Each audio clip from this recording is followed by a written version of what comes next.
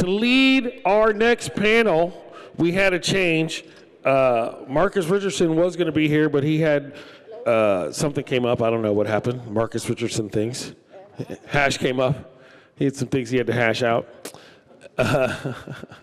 If you know Marcus Richardson, that's funny because he's known worldwide as the Hash Man. But here to lead us in the science of cannabis extraction, I will go so far as to say that this man is Germany's largest weed celebrity. You can check out his YouTube channel and a bunch of other things. Let's hear it for Michael Knote.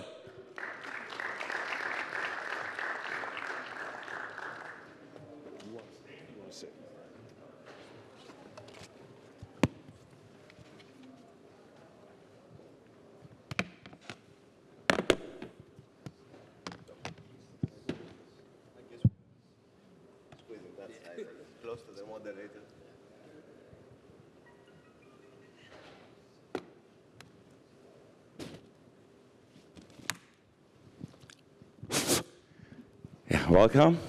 Thanks for being at our extraction panel for the ICBC. First of all, I have to excuse, I have a very bad internet connection and I have to do a little workaround because I cannot reach my Google Drive account.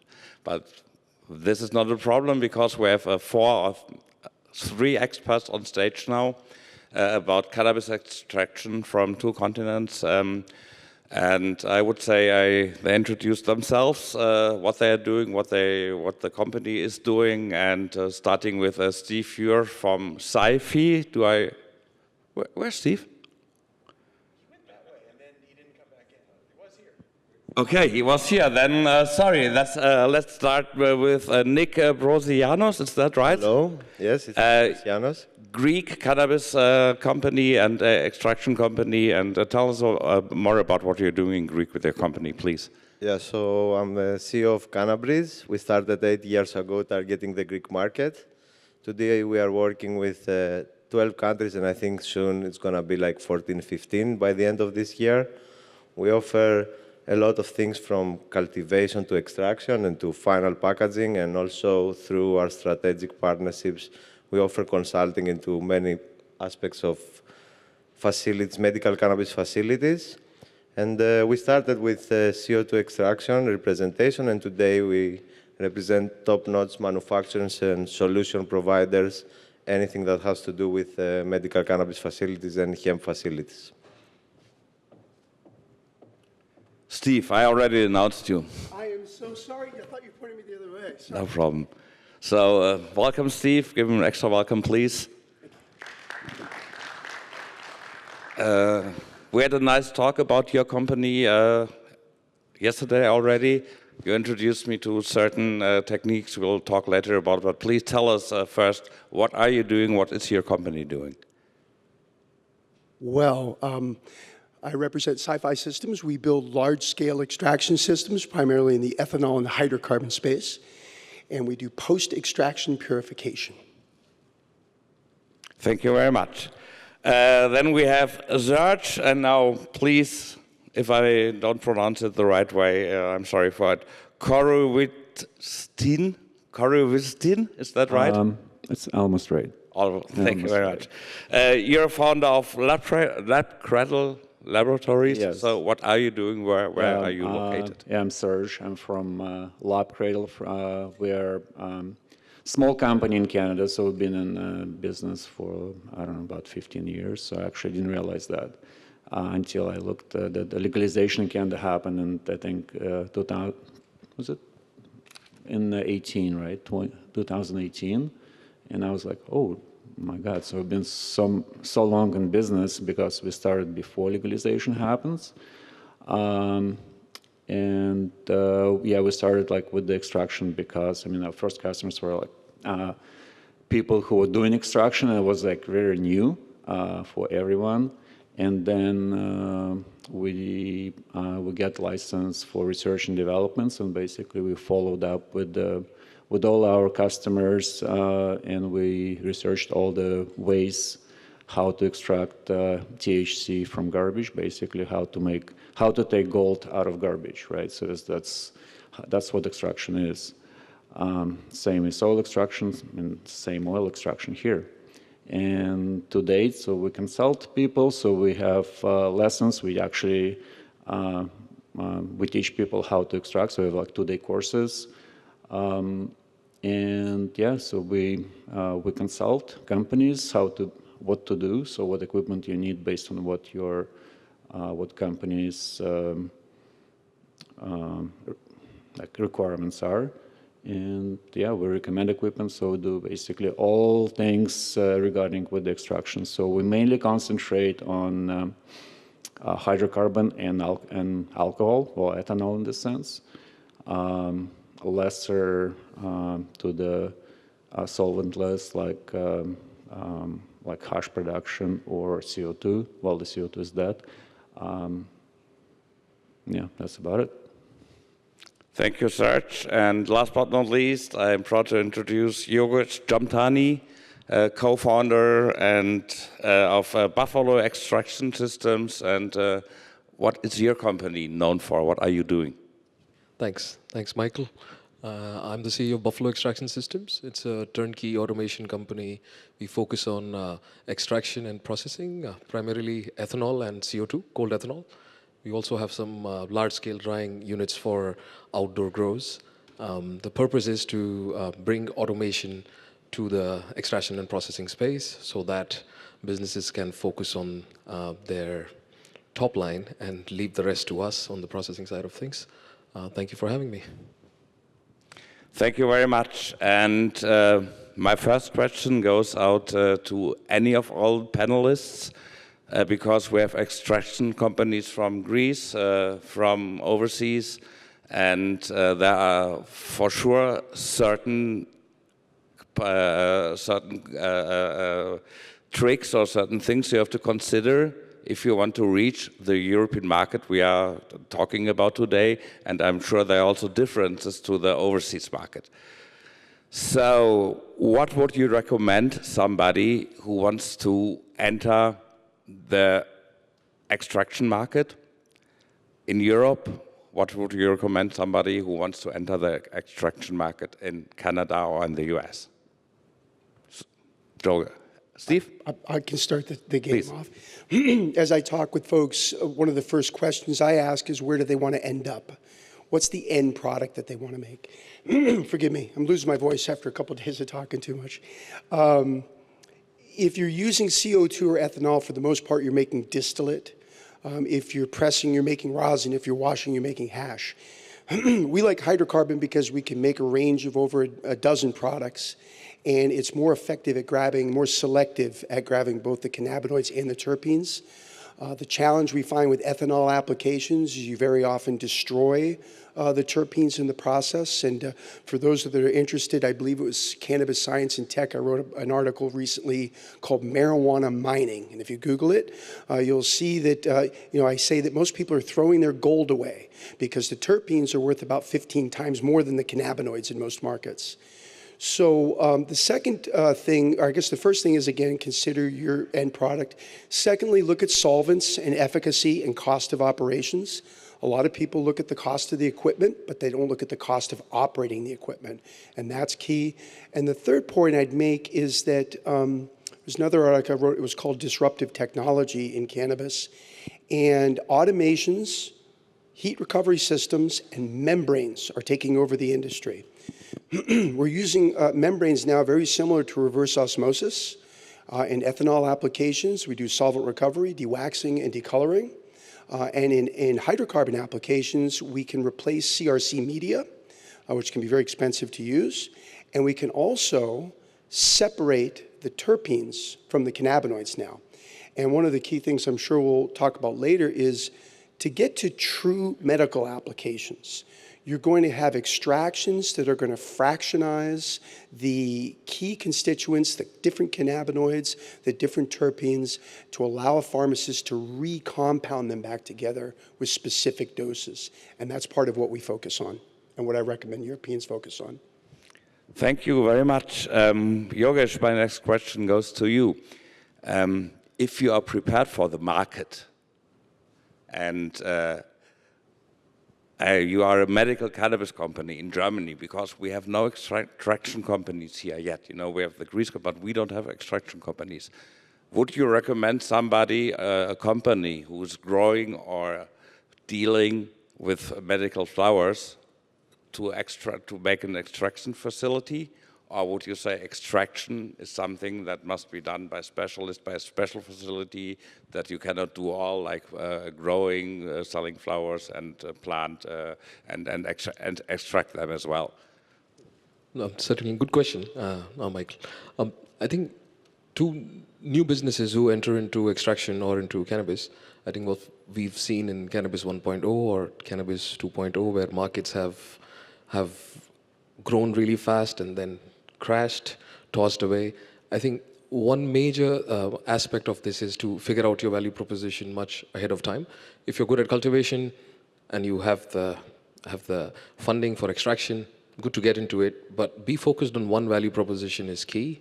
Some facilities who get into extractions want to backward integrate, but to figure out the what of your value proposition and which market are you catering to, for instance, Germany, I think compliance is a major aspect. I mean, as far as you have your EU GMP certifications, ASME, PED, CE for vessels, etc., it is good, but I think Germany is on the right track, being very wary about when's the right timing to go big on extraction, and I think it's against my vested interest, but it's good that it's that way and it's starting small and it's going to build up a sustainable industry.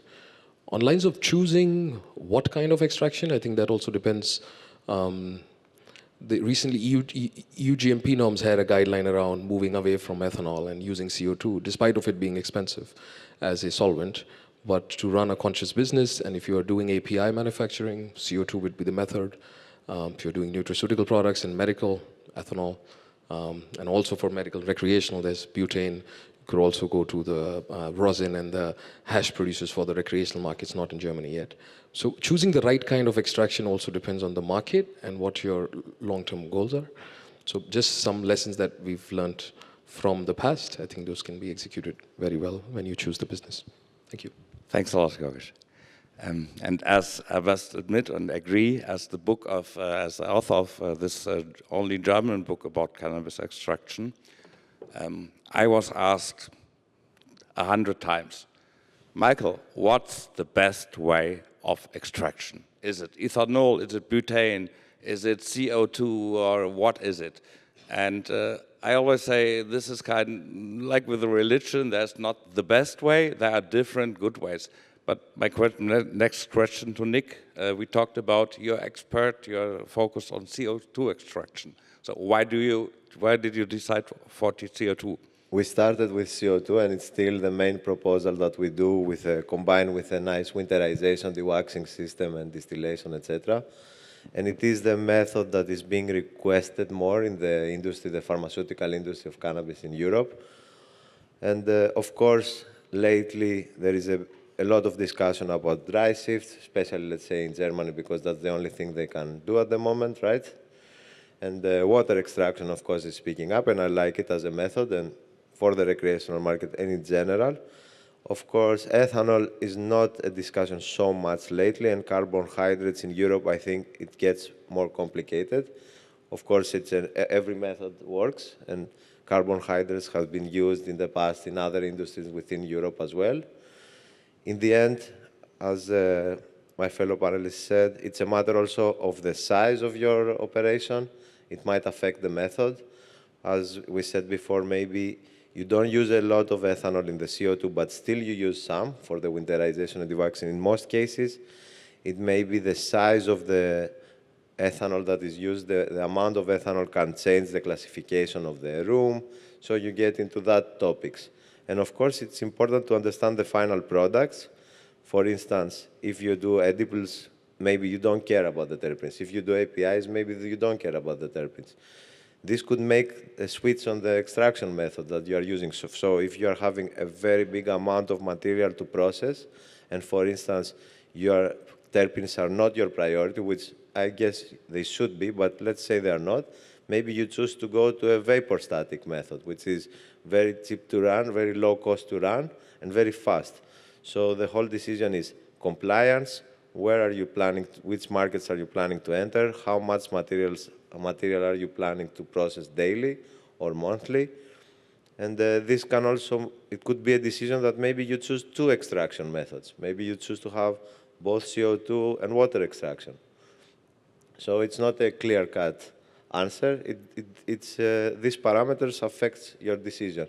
And going back to if you need to do extraction, for instance, in Greece, if we take Greece for an example, you need to do cultivation, extraction, packaging, and you need to have a drug master file to enter the Greek market. So sometimes it's not a choice if you can do extraction or not, in the case of Greece. But in most countries, you can have the option. So what we hear, the best way also depends on the local, the domestic policy, the domestic cannabis laws. And Serge, what about your market? What's your best way, or why did you choose, which way did you choose, and was it influenced by what? Well, actually, I want to touch base on the first question. So if I would recommend anyone entering, and what would recommend anyone entering the extraction market. So first thing is the most thing, you have to secure the supply of the trim, of input garbage material, which will be the secondary byproduct of flour. Right, and for the small production capacity, you need at least to secure 100 kilogram of trim a day. So because you got input for in generally from ethanol about 10%, from hydrocarbon about 15 to 18%, and of the ready material, right? And you're obviously not going to do it from the flour. Because the flour value is much higher than any concentrate value. So the 100 kg of material a day, so that makes about I think 3 tons of material of a biomass a month. So I don't think anywhere right now in Europe you can actually secure that amount of input material. So basically, it will be quite stupid to start any extraction right now in Europe. However, so on a small scale, you probably can. And I talked to a few ladies, and they were trying to do some extraction in pharmacy with the rosin. And what they got like dried flour, which you can't really do because you get nothing, so garbage in, garbage out. Also, don't try to do extraction from the bad flour, because what you're going to get is just dark extract, practically non-presentable to the market. For the which extraction is the best, I don't know. So it's up to you. It depends on the customer, right? What customers buy.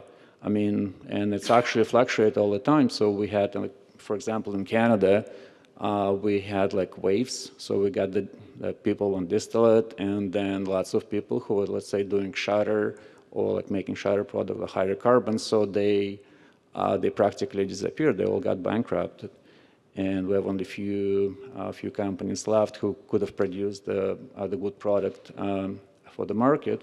And then the price started going up, and then the distillate prices went down, and then the hydrocarbon went up. So which it all depends on the market, right? For CO2, CO2. So what I want to say, it's very simple. In US, you basically, lots of companies invested in a CO2 extraction. Sorry about that. In extraction equipment, so paid like $1 million, $500,000, whatever. So basically those systems are available for sale on everywhere in US right now. So they pretty much worth the scrap metal price. So you can pick them up for like $20,000, $30,000, maybe $50,000. So apparently it's for me, so I wouldn't recommend anyone doing CO2. It's too slow. You got good quality product, I would agree to that. But you still, like you said, you have to do ethanol winterization and re-extraction where you're going to lose some terpenes in this sense, but however, so you can still preserve terpenes in ethanol. We do that. We derive really nice terpenes, not the volatile ones, not at the like high volatility stage, but starting around 45 Celsius evaporation level, and we can separate them. Yeah, I think that's about it. I think I can totally agree, and this also can be due to the lacking competition here, because in our market, when it comes to extracts, it's not very far developed. Anybody who's from overseas here should know that. Our market is really not so far developed in the pharmacies. You cannot get pure extracts because it's due to the German medical law. So you cannot receive or buy dab extracts that you can dab or vaporize. They are all diluted with sesame oil or alcohol. And so it's really hard to build up a cannabis extraction culture like in the US via the German pharmacies. So this is something I have to explain. So CO2 extraction is standard in Europe, ain't it, Nick, at the moment? Yeah. And I'd like to add that I agree with Serge, and the lessons we learn from the West and the extreme West. For me, this is West, and then there is West again. So, but the lessons that we learn from there is the boom and the bust, where you overinvest, you over-leverage, and you try to do everything.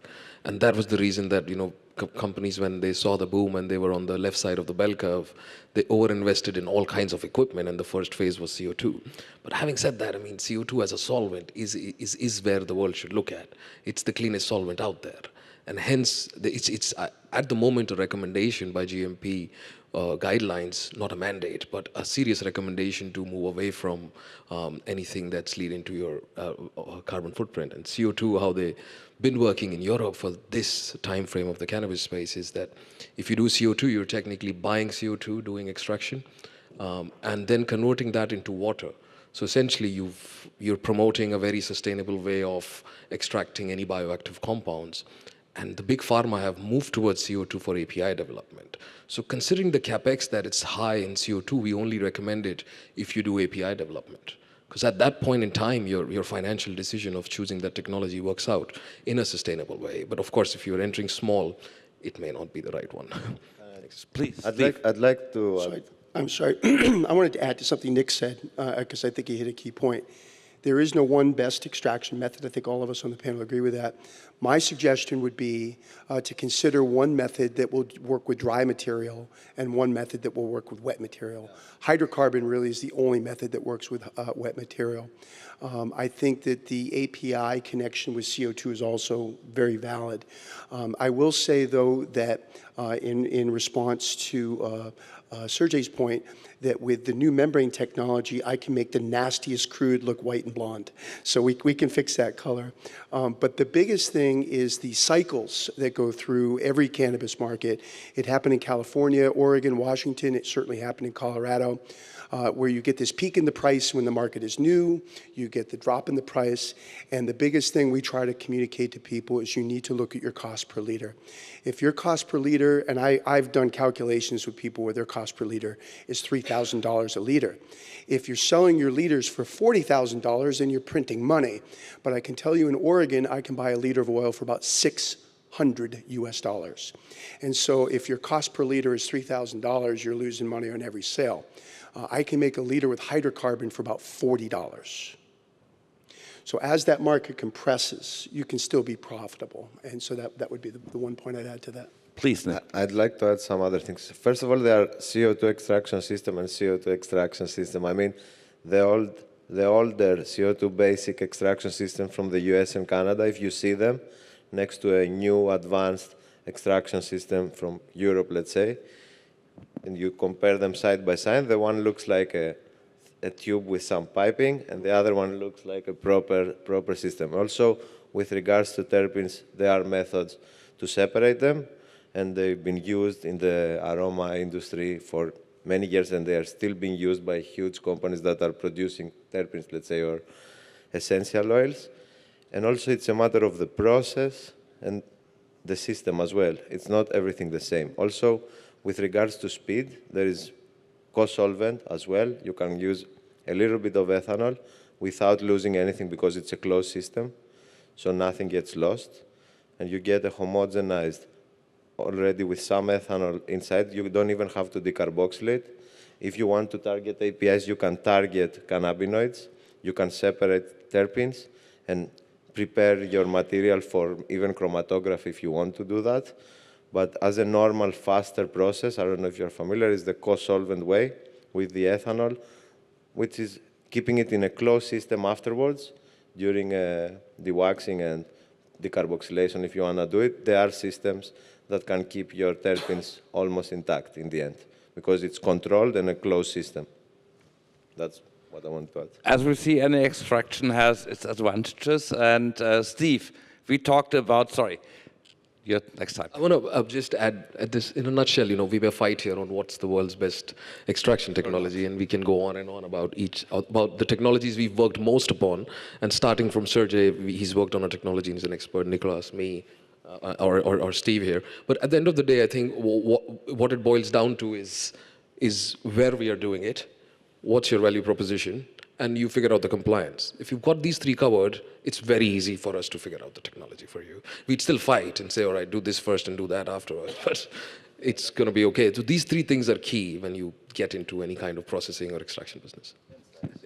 Well, I think you're putting lots of emphasis on compliance, and I understand that it's an important part. But I mean, I think what's the most important is what the customer needs, right?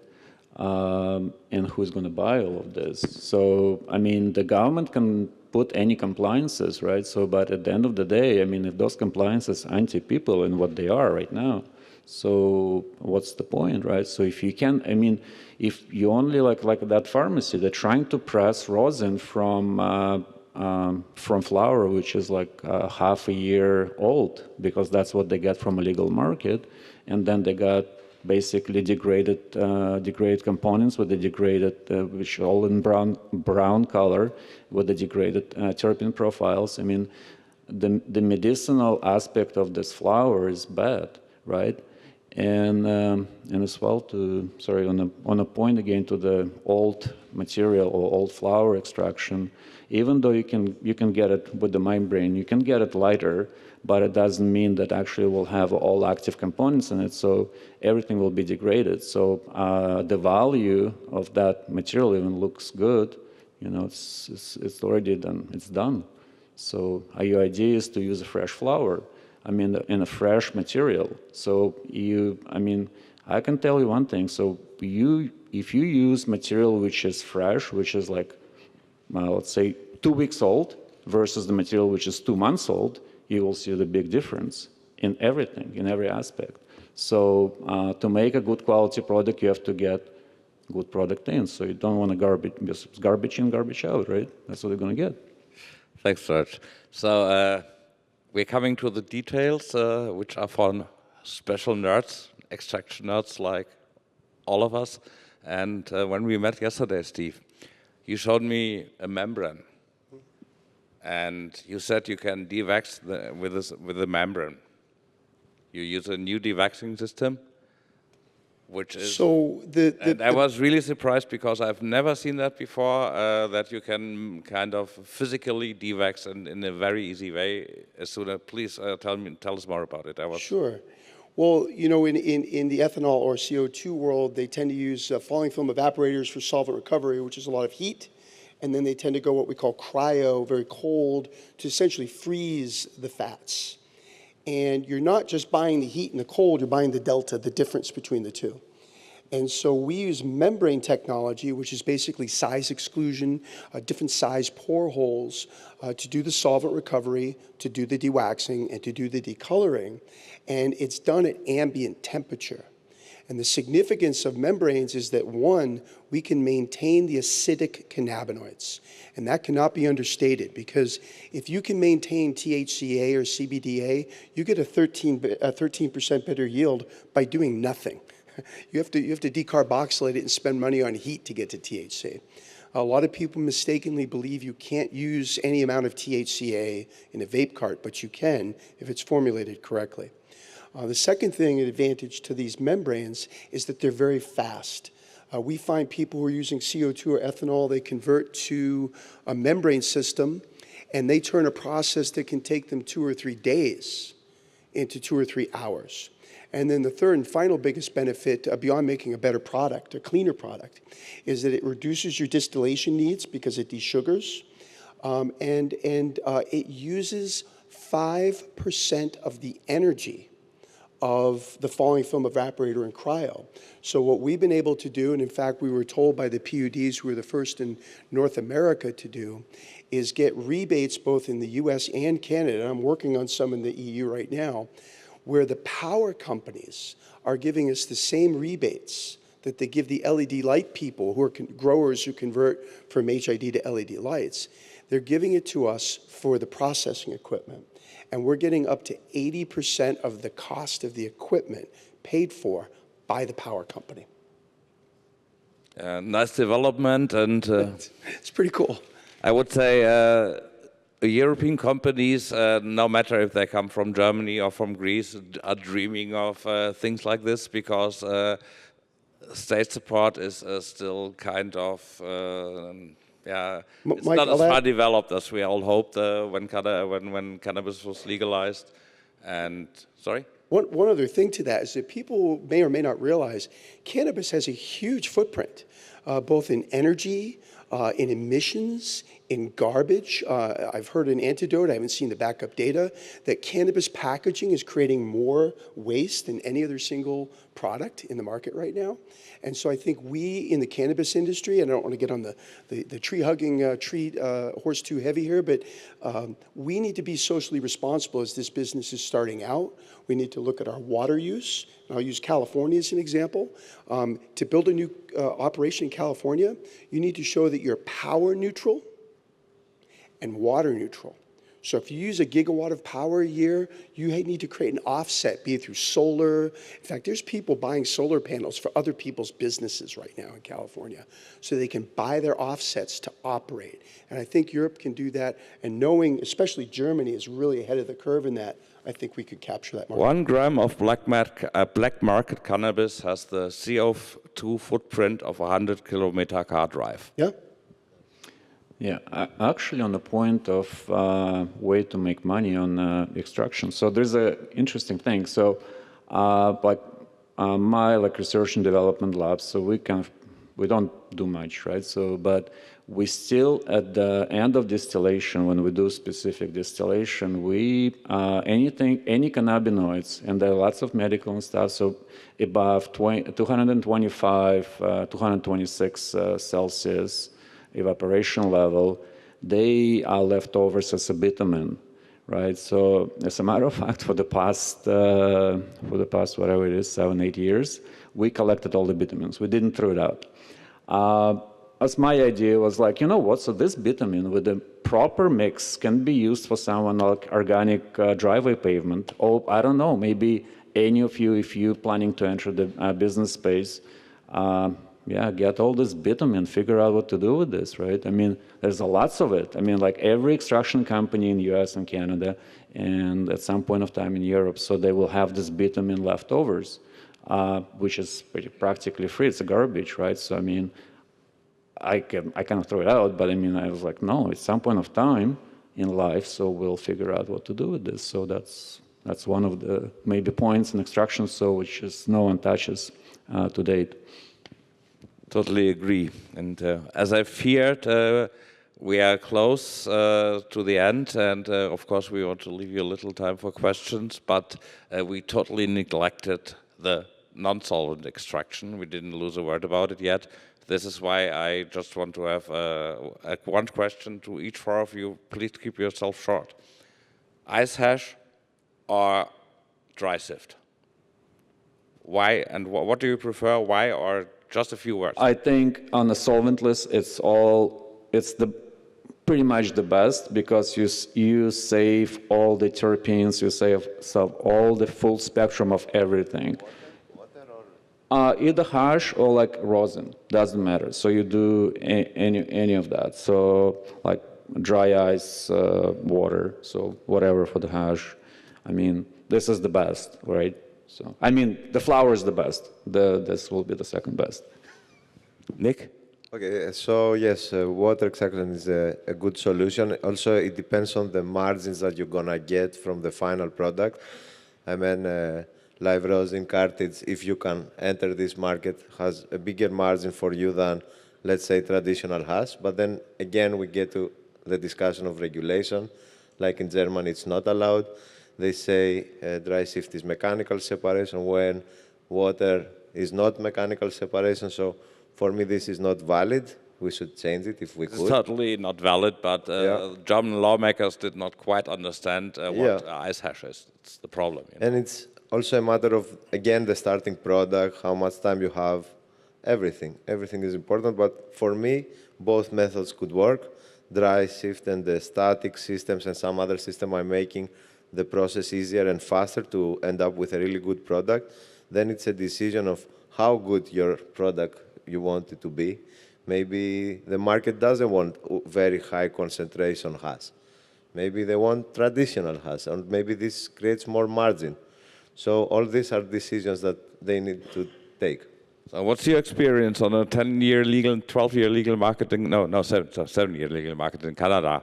Do they want dry hash, strong or not so strong hash? Are you asking me? Both of you. Why don't you go first? I mean, so I'm not Canadian, but yes, I can speak of the world market. I'm an Indian American. But cold water extraction is a good technique. It has very, very sustainable, very efficient. You could press that for your rosin and then use that in byproducts. Also we're doing some research around if those can be used in the medical market and how those could be leveraged. It's very efficient, very sustainable, very reasonable, and it's very fast. So, and it's not, I mean, it's essentially terpene separation. It's not core extraction. You can't compare it apples to apples with CO2, ethanol, or butane here. But it's just separating those terpenes and using them wisely into making byproducts. Having built a 300-pound biomass per run hash machine and a rosin machine that can press 2 kilos per push, I think the dry sift going to rosin produces the highest quality solventless. I prefer the dry sift to the water hash because once you make hash, and make no mistake, whether you're using hash or rosin, you're only getting half the gold out of the rock. And so if you go dry sift, you can then run even the bags you've pressed in through your CO2 or your ethanol system and get the other half of the gold out. If you go with a wet extraction, you can't do that. So that's my preference for the dry method. Thank you very much. Thank you very much to all of you 4 panelists. Please give an extra applause. And now we have an extra time for 1-2 questions maximum. Perfect, right there. There's a microphone right here. Look at you. In the perfect position. Well done. Hello. Hello. I am Hassan from Casablanca, Morocco. Just got license for growing, transforming, selling and exporting cannabis and CBD. And about extraction, 2 questions. You know, most of you, the plant in Morocco. We are in the mountains.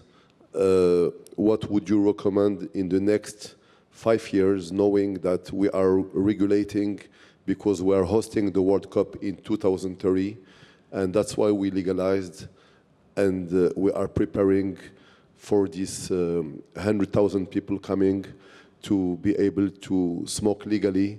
So there is a lot to do in the next 5 years for Morocco.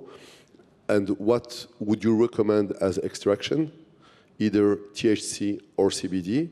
And second question, for using all the, in French, les déchets, I don't know the word, the waste that we can build with it, make textile, anything. I would love to have your opinion, and I came from Morocco just to hear you say that today. Thanks.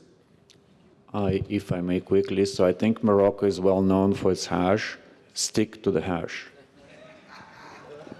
I spent a lot of time in Morocco, and in the book I wrote, I learned half of it. I learned in the Rift Mountains what I wrote here, and develop your technique. Stick to your technique and develop your technique. make it turned into a modern technique, because I'm totally convinced of your solventless technique how to produce hashish. And I think a few other countries who legalized made some mistakes you shouldn't do, because you have the knowledge in the Rift Mountains. So stick to it. Get the knowledge from the Rift Mountains down to the scientific laboratories, and then you will make the best hash in the world. I want to add, I mean, if you're looking at a business proposition of selling to Europe pharmaceutical products, I think Morocco is very strategically located for Europe and to export to Europe. And you have the land, you have the expertise to grow, and you have the sunlight. So if you grow and just extract your liquid crude in a non-qualified area in Morocco and move that into a GMP facility in Europe, and you could have a fantastic business proposition to do APIs. I mean, that's... I would say two things. Hashish predates the manufacturing of wine by 1,000 years. It's the oldest drug that man has ever manufactured. And in the Moroccan way, the old way, they would beat with burlap sacks, right, with a not quite a broom, but what looked like a broom. And I actually recommend you do that instead of the water wash, and get an ethanol or CO2 system, or maybe hydrocarbon, but ethanol might be favored at that point, and rerun everything you've beat to get the other half of the gold out. That's my first.